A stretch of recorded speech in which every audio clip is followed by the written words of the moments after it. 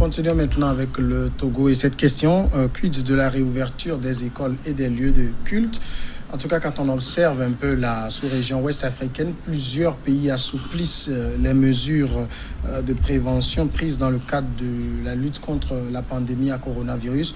Le Sénégal, le Niger, le Burkina Faso, la Côte d'Ivoire, par exemple, ont décidé de la réouverture des lieux de culte et certains pays, même comme le Bénin, a rouvert ses écoles. Le Togo... Constant Lemou se fait toujours prier là-dessus. Vous pensez que c'est à cause de la situation, puisqu'on est aujourd'hui dans une phase très ascendante de la contamination, que les autorités ne se risquent pas à annoncer de réouverture? Je me demande s'il faut même poser cette question. Revenons un peu à l'île Maurice.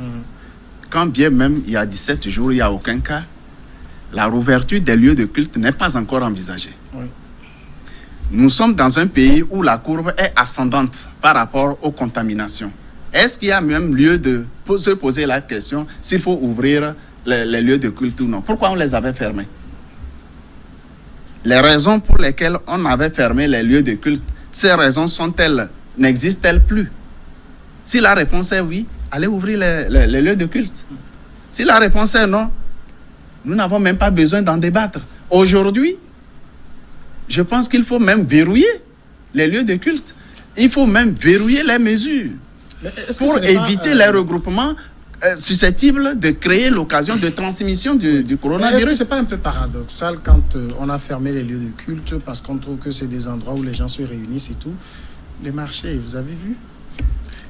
On dit que c'est nécessité vitale, mais c'est un point de contamination aussi. C'est un paradoxe, un grand paradoxe. Le marché est animé et par ceux qui sont résidents du milieu et ceux qui viennent de loin. Oui. Est-ce que ce n'est pas un gros paradoxe que de dire les marchés sont ouverts, mais il n'y a pas de voyage d'une zone à l'autre? Qui vient acheter ou bien qui amène les produits qui manquent? Ce sont des mesures un peu paradoxales. Oui, ce sont des mesures vitales parce que le côté social a été proprement négligé dans nos pays africains. Si bien que prendre le risque d'un confinement total, eh bien, tout de suite, ce sera une implosion. Ce sera une implosion. Parce que les gens vont vivre de quoi? Il a suffi d'interdire le travail de Z-Man et tout de suite, on a compris ce que ça signifie. Des gens ne sont pas en mesure de survivre pendant une semaine sans aller au travail. Ça montre clairement la précarité, le degré de précarité dans laquelle les Togolais vivent. C'est la majorité des Togolais. Alors, effectivement, les marchés, oui, aujourd'hui, des dispositions sont prises par les responsables des marchés pour limiter les risques de contamination. Il y a une forte surveillance par rapport au port de masque, le lavage des mains, l'observation de la distanciation sociale. Il y a toutes ces mesures. Quand bien même ce n'est pas tout le monde qui les respecte, il y a quand même un dispositif de surveillance et on peut encore tolérer l'ouverture des marchés parce que c'est vraiment vital. Si jamais on ferme les marchés, eh bien, on va tout droit vers l'hécatombe parce qu'il y aura une implosion. Plus personne ne va respecter les mesures barrières. Les bars sont encore ouverts. Alors, oui, dans les bars, vous allez observer, on fait semblant de mettre les tables les unes aussi un peu éparses, mais ce n'est pas encore cela. On aurait même décidé peut-être de la fermeture des bars pendant un moment. Mais il faut quand même saluer, reconnaître les efforts des autorités togolaises dans cette lutte contre le corona. Parce que là, quand on observe l'envahissement de notre pays depuis le déconfinement au Ghana et les entrées, les dispositions qui sont prises pour contenir les cas qui arrivent de part et d'autre, eh bien, il faut saluer les efforts et aider. Nous devons tous aider les dirigeants à contenir ces mouvements-là et prier Dieu pour que dans un futur très proche, nous puissions à la fois ouvrir les lieux de culte parce que nous avons 0 cas. Il faut atteindre 0 cas avant d'envisager ouvrir les lieux de culte. Ça, c'est fondamental. Sylvestre? Non, je crois que je partage sa réflexion parce que aujourd'hui, nous sommes dans une courbe très ascendante et qui va de manière exponentielle, si bien que penser donc aujourd'hui la réouverture donc des écoles, et surtout les écoles primaires où lors des récréations, les élèves, du moins c'est les élèves, ils s'embrassent, il n'y a pas tellement, on peut pas prendre des dispositions là, ne serait-ce que pour éviter la contamination, parce qu'au cours de la récréation, c'est quand certains attendent que c'est à 5 minutes donc de rentrer dans les classes qu'ils vont se bousculer pour acheter et tout ça. Donc, il y aura tellement d'implications et tout ça. Donc, aujourd'hui, comme nous sommes dans une situation très exceptionnelle où la courbe monte, donc je crois qu'il faut attendre. Il faut attendre encore peut-être quelques jours, quelques mois. Mais sauf que c'est la formule qu'on va trouver plus tard. C'est cette formule-là où je ne sais pas comment est-ce qu'on va faire, parce que déjà, on serait proche des vacances déjà, parce que maintenant, il y a ceux qui sont en classe d'examen. Or, j'ai écouté le ministre de l'enseignement primaire qui dit qu'il n'y aura pas donc d'année blanche. Maintenant, c'est la formule à trouver plus tard, et qui là, je vois pas.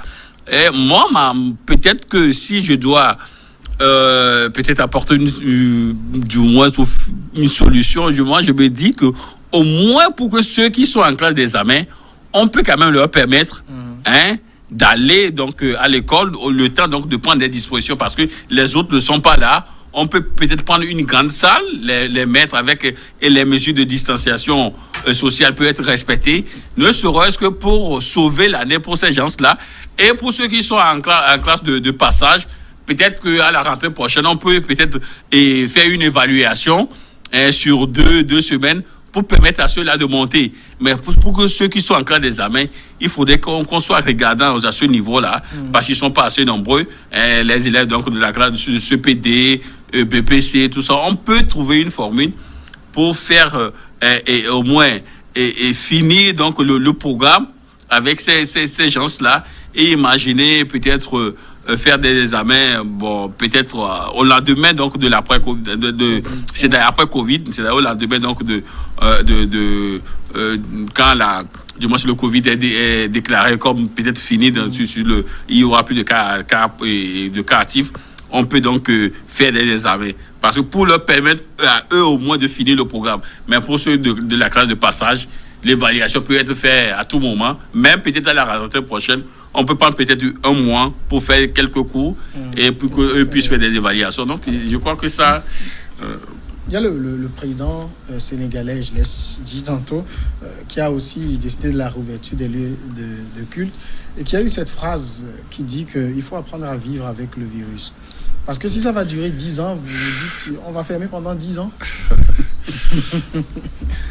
Je pense que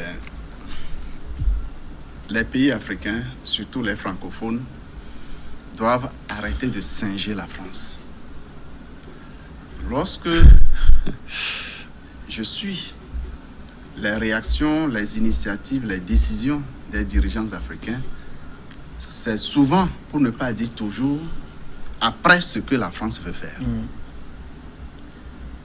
Je peux dire qu'au Togo, par exemple, la décision de fermer les écoles, les centres de formation est venue très tôt, peut-être trop tôt.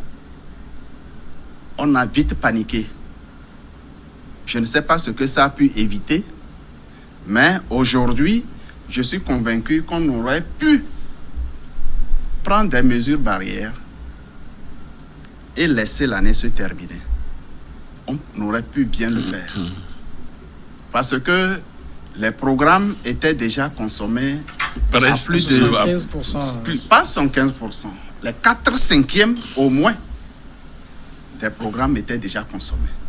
Dans beaucoup de matières, dans beaucoup de cycles, les programmes étaient pratiquement terminés. On passait aux évaluations de fin de semestre ou de trimestre pour passer aux examens. de fin d'année. On aurait pu laisser. Bon, ça, c'est déjà... Même sur le campus, il y a certains qui étaient en examen. Ça, c'est déjà fait. Je me souviens, le président français, à un moment donné, a suggéré qu'on pouvait organiser des cours en ligne. Quelques jours après, c'est ce que le Togo initie aussi. Et la Côte d'Ivoire. Sauf que les réalités françaises du point de vue couverture Internet, en matière d'Internet n'est pas celle de la France. 2 semaines après, le président français dit s'il faut initier les cours en ligne, ça risque de léser les jeunes apprenants des zones qui sont faiblement couvertes par l'Internet. Bien, nos autorités étaient un peu bloquées dans la réflexion. Est-ce qu'il faut revenir? Et là, la France a décidé d'ouvrir les écoles. Et certains murmurent déjà qu'il faut faire comme la France. C'est pourquoi je dis qu'il faut arrêter de singer la France. Il faut que nous prenions les décisions qui nous concernent. Quand le premier cas de coronavirus est signalé à Lomé, on a fermé les centres de formation sur toute l'étendue du territoire. La région des plateaux, la région des savanes, la région de la Kara, la région des savanes n'avaient pas besoin de fermer les écoles et centres de formation. Les frontières étaient fermées, c'était suffisant pour laisser les gens continuer à dispenser les cours, passer les examens, quitte aux décideurs de décider d'une session particulière, extraordinaire, pour la région qui est déjà touchée, puisque Lomé était bouclé.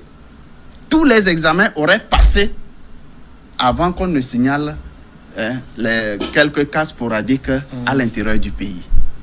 On s'est précipité, mais aujourd'hui, le moment est très mal indiqué pour penser à l'ouverture tout de suite des écoles. Parce que dans toutes les régions aujourd'hui, il y a des cas.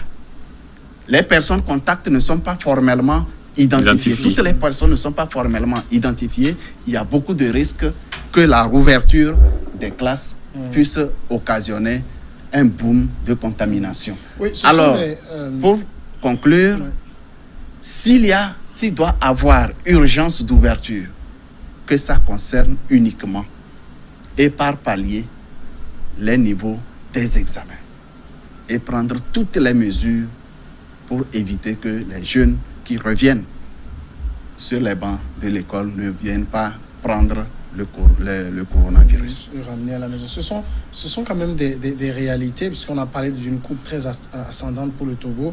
Même chose pour la Côte d'Ivoire, le Sénégal. La Côte d'Ivoire, hier ou avant-hier seul, faisait 127 cas dans la journée. Mais la vie doit continuer. Et il faut vivre avec, finalement.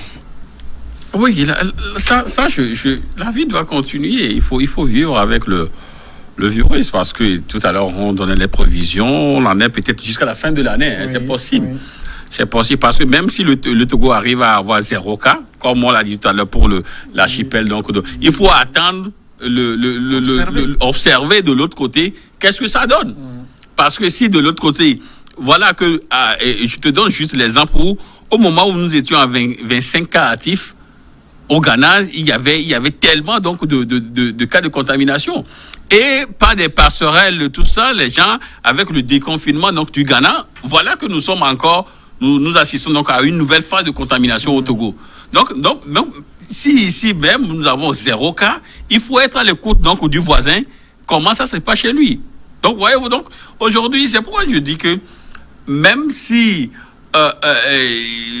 chez nous, ce n'est pas tellement ça, il faut vivre avec, parce que dans l'entente que de l'autre côté aussi, parce qu'il y a des gens, il y a des flux, les Ghanéens qui viennent ici au niveau donc du marché d'Assigam pour acheter tout ce qui, les textiles et tout ça, c'est ici, donc les Ivoiriens qui viennent ici et tout ça. Donc, si chez eux, ça ne marche pas et que nous avons 0 cas, donc ça veut dire que nous sommes contraints donc de faire ce qu'ils font chez eux.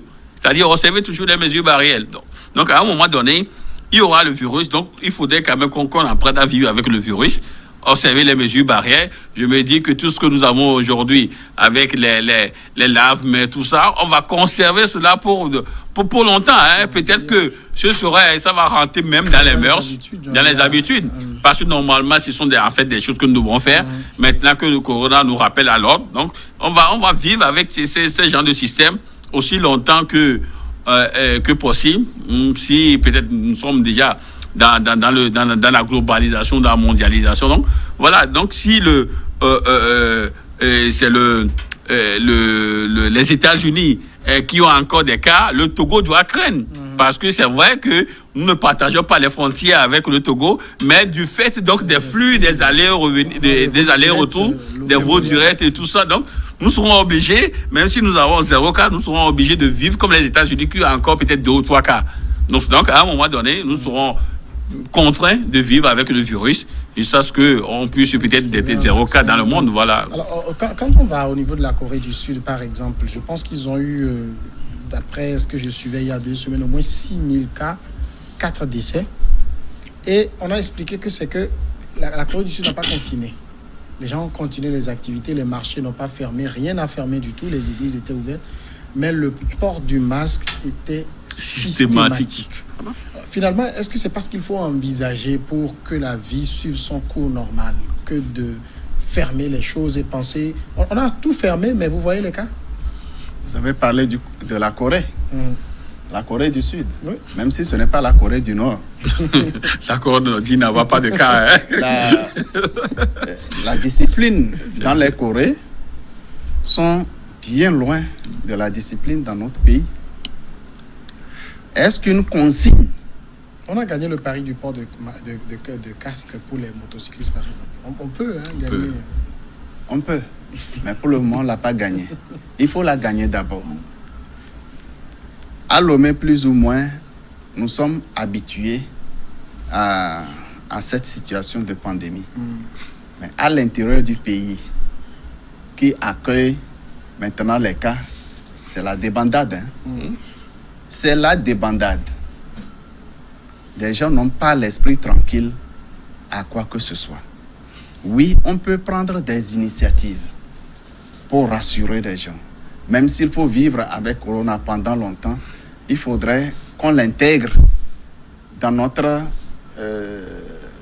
esprit, que nous avons un mal à côté.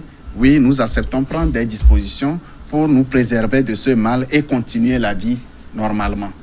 Il faut qu'on atteigne ce degré de prise de conscience de tous les citoyens avant d'envisager ouvrir la vie habituelle, la vie normale. Mais ça va prendre du temps. Ça prendra du temps. En réalité, la nécessité d'ouvrir les salles de classe répond au besoin d'évaluer les programmes enseignés, au besoin d'avoir les résultats des investissements. Mais on ne peut pas le faire au mépris de la vie des jeunes. Ce n'est pas parce qu'on veut fournir les statistiques à l'UNESCO qu'il faut courir le risque de contaminer, que les jeunes enfants se contaminent. C'est notre meilleure semence de demain.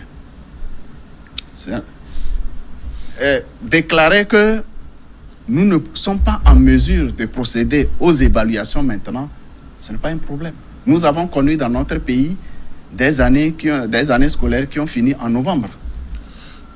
Dans les années 90, je me rappelle quand j'étais en terminale, nous avons composé pour le compte du bac au mois de novembre. Il faudrait qu'on prenne toutes les mesures, qu'on prenne le temps nécessaire de maîtriser la situation dans le pays, qu'on s'assure qu'on a minimisé le risque de contamination avant d'ouvrir, avant d'exposer les jeunes enfants à quoi que ce soit. Reprendre les classes tout de suite, pardon. Oui, mais qu'est-ce qu'ont pu évaluer les pays qui ont ouvert lieux de culte et classes? Non, regardez juste la France. Il parle de réouverture, mais il dit que c'est facultatif en fait. Mais quel est encore l'intérêt?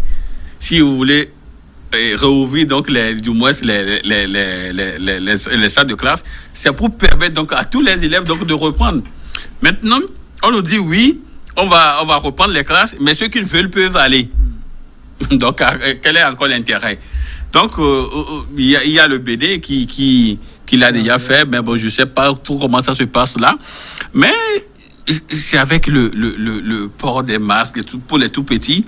Imaginez peut-être les enfants donc de la maternelle qui doivent porter les masques. Peut-être on peut les laisser à la maison. Hein. Bon, oui, bon, voilà. Mais pour même pour les élèves de CPE, de CE2, tout ça, avec porter ce masque-là pendant plus de 4 heures de temps, ben c'est souffrance, hein. C'est souffrance. Donc, mais bon, si avec le temps ils seront habitués, bon. On verra bien, mais aujourd'hui, l'idéal, tel que moi je le dis, c'est de trouver des formules pour ceux qui sont en classe d'examen. Si on arrive donc à trouver des formules et sauver au moins l'année pour ces gens-là, pour les autres, on peut...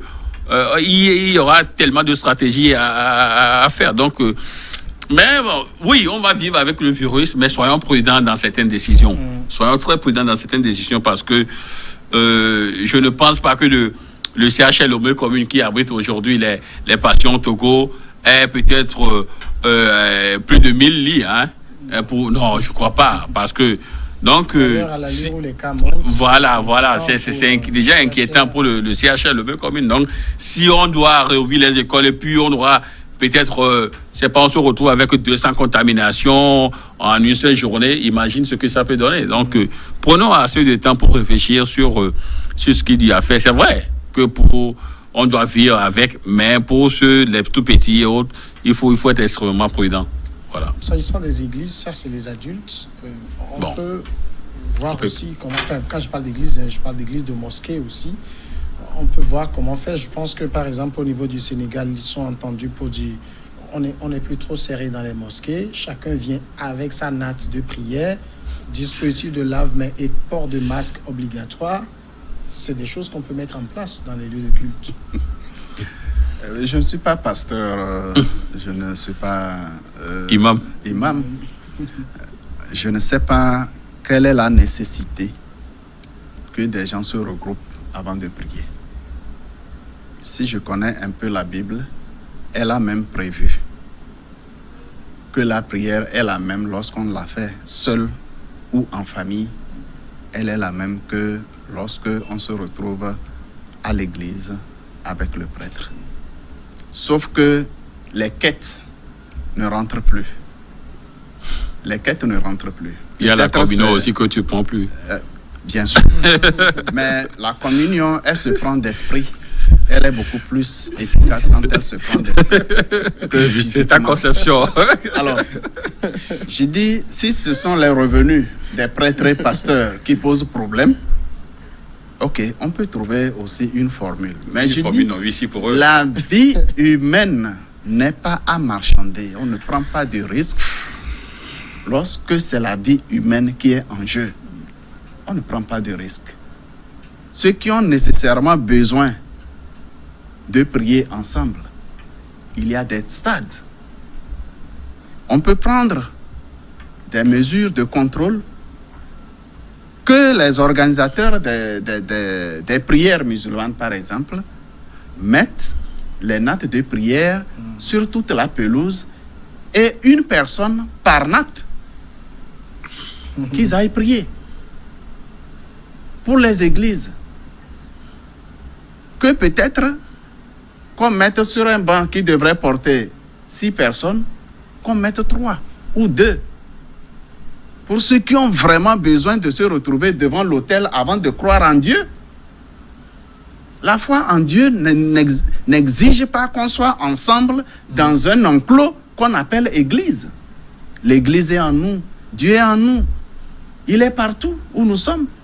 Si nous avons vraiment la foi et non d'adorer les pasteurs, les prêtres. Si c'est les prêtres qui nous font croire, c'est dommage. Là, on n'est pas chrétien. Je trouve que l'ouverture des lieux de culte n'est pas un impératif. Ce n'est pas une nécessité. Si on est bon croyant, on n'a pas besoin du lieu de culte habituel avant de prier son Dieu. On n'en a pas besoin. Mais les croyants de folklore, eux, ils en ont besoin. les prêtres marchands, ils en ont besoin pour assembler la quête. Si c'est de ça qu'il s'agit, qu'ils prennent les mesures pour éviter que des gens courent le risque de perdre la vie ou du moins de se faire contaminer à l'occasion de cette réouverture des lieux de culte. Maintenant, concernant les jeunes enfants, je le dis et je le répète, il ne faut pas qu'on envoie et les enfants et les enseignants la peur au ventre vers les centres de formation. Les parents ne seront pas non plus tranquilles d'imaginer leurs enfants dans un cadre où il n'y a pas d'assurance qu'ils reviendront à la maison sains et saufs. Il faut que nous prenions toutes les mesures nécessaires pour garantir la vie des jeunes enfants. C'est très important, c'est primordial. Oui. Non, moi je crois qu'il y a un président, je ne sais pas si c'est il y a un président africain qui a quand même refusé de fermer les églises. Il y a le Burundi, il y a la Tanzanie. Oui, je crois que la Tanzanie, parce que du fait de sa croyance, il pense que donc avec la spiritualité, on peut venir également à bout donc de cette maladie. C'est sa foi, c'est sa croyance. Maintenant, en ce qui concerne les églises et les mosquées, oui, on peut trouver du moins des stratégies, on peut trouver donc des pistes pour que les gens respectent donc la distanciation sociale. Oui, ça peut se faire.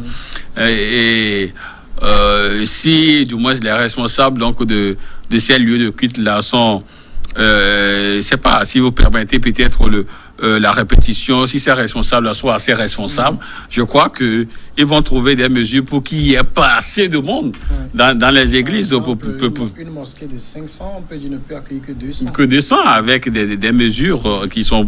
il y aura des lave-mains, il doit porter les cache-nez, tout ça. Je crois que on peut le faire progressivement, on peut le faire. Si il y a aussi, c'est vrai qu'il y a des gens comme Constant qui restent à la maison et prier son Dieu, mais il y a aussi certains qui veulent être peut-être dans une église où Dieu donc elle a bâti donc a baptisé ses fidèles pour prier.